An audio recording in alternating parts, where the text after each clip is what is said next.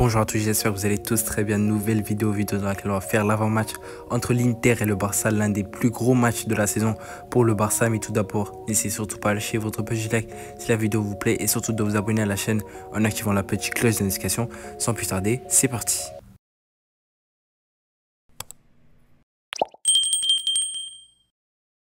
Le Barça se déplace à Milan pour affronter l'Inter Milan. Ça va être un match exceptionnel à San Siro. Déjà qu'au match aller, le Barça avait fait 3-3 face à l'Inter. C'était un match incroyable.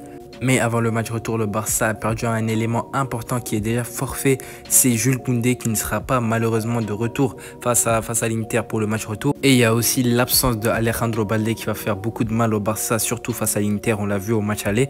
Donc, de ce fait, Hansi Flick devra vraiment bricoler pour essayer de trouver une solution à tout cela parce qu'il faut combler l'absence de Koundé, l'absence de Balde en défense. Ça va être un peu compliqué pour lui de gérer tout ça. Il y a quelques informations qui circulent comme quoi la défense serait composée d'une charnière centrale entre Cubarsí et Ronald Araujo.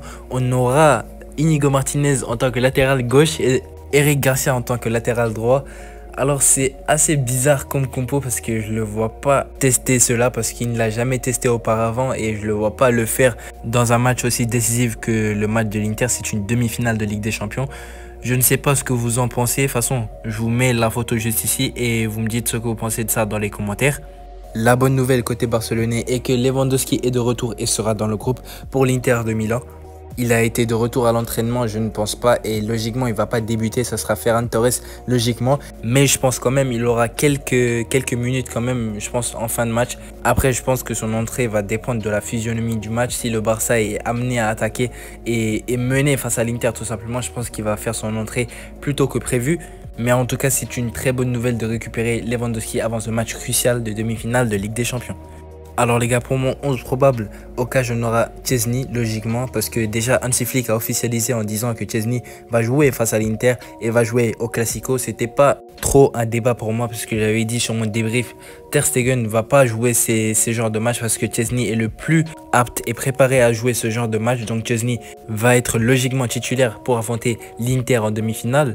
Pour la charnière centrale, je mettrai Cubarsí et Íñigo Martínez. Selon certaines infos, ce sera pour Cubarsí et Araujo, mais je préfère mettre Íñigo Martínez et je mettrai Ronald Araujo en tant que latéral gauche et je mettrai Eric Garcia en tant que latéral droit. Alors je mets Araujo en tant que latéral gauche parce que je pense qu'il a beaucoup plus joué sur ce poste que Íñigo Martínez parce que lui il était emmené à jouer beaucoup de fois en tant que latéral gauche sous Xavi. Donc du coup je le mettrai en tant que latéral gauche et Eric Garcia en tant que latéral droit. C'est beaucoup plus fiable défensivement que Gérard Martin. Bon, on est obligé de bricoler tout simplement, donc du coup il n'y a pas mieux à faire pour moi. C'est la meilleure ligne de défense à 4 à faire pour le Barça. Pour les milieux de terrain, c'est du classique, un double pivot entre Frenkie de Jong et Pedri. Rien à dire sur ces deux, ils sont complémentaires et il n'y aura pas beaucoup de surprises parce que ça sera eux les deux qui vont jouer en double pivot.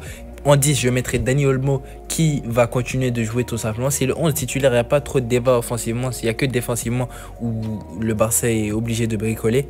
Pour les ailiers, ça sera Rafinha et Lamine Yamal qui devra encore refaire une excellente performance face à Di Marco. On attend tous son match. On verra ce qu'il va nous proposer comme performance. Il a beaucoup parlé sur Insta et en général, il parle pas pour rien. Donc du coup, on verra tout simplement. Et en 9, on aura Ferran Torres qui a marqué au match aller. Il est devenu un élément très important pour le Barça depuis l'arrivée de Flick. Il fait une excellente deuxième partie de saison et du coup, il est en confiance. Il devrait enchaîner. Mais je pense que Lewandowski va quand même rentrer. Mais Ferran Torres va débuter. Côté Inter, les gars, ce sera du classique. Au cas où on aura Sommer, une charnière centrale composée de Bastoni, Acerbi et Bisek. Certes, Benjamin Pavard a repris l'entraînement avec l'équipe première de l'Inter, mais je pense pas qu'il sera apte à débuter ce match. Donc Bisek a fait un excellent match au match aller, donc je pense qu'il va débuter tout simplement. Pour le milieu de terrain, là aussi, il n'y a pas trop de débat parce que l'Inter joue à 5 au milieu de terrain. Pour les milieux de terrain, ça sera Mkhitaryan, Çalhanoğlu et Barella. Pour les pistons, ça sera Di Marco et Dumfries, qui a fait un excellent match en inscrivant en doublé une passe décisive pour Marcus Thuram, qui a fait un excellent match tout simplement et on verra ce que ça va donner côté Inter. Pour les attaquants, ce sera Marcus Thuram et possiblement Lautaro Martinez. Certes, il était sorti sur blessure, mais selon les informations, selon Paventi, Lautaro Martinez a fait un travail sensationnel, des doubles séances, du travail physique, du travail de récupération. Il fait tout son possible pour être de retour face au Barça.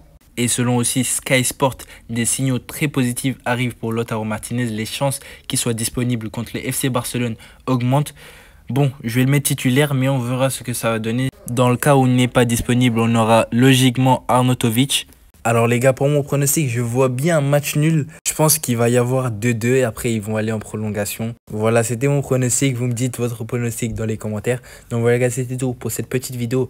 Avant match, je vous invite à lâcher votre petit like si la vidéo vous a plu. Et surtout de vous abonner à la chaîne en activant la petite cloche de notification. Allez, je vous dis à la prochaine pour une prochaine vidéo. Allez, salut!